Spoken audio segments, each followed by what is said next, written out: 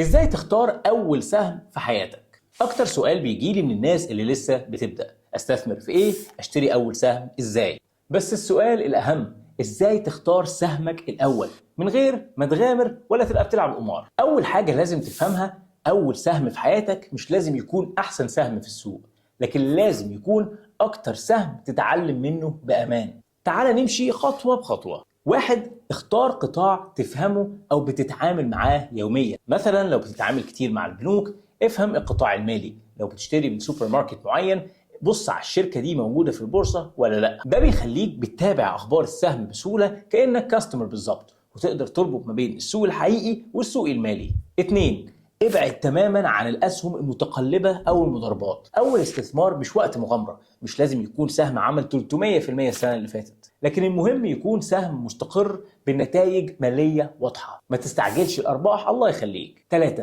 شوف لو الشركه بتوزع ارباح بانتظام.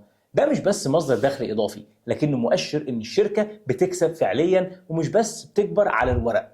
4، راقب الأداء التاريخي للسهم من غير ما تتعلق بيه. لو السهم كان مستقر لمدة 3 أو 5 سنين ده شيء كويس، بس لو عامل طفرات مفاجئة اسأل نفسك ده حصل ليه؟ وهل ممكن يتكرر تاني ولا لا؟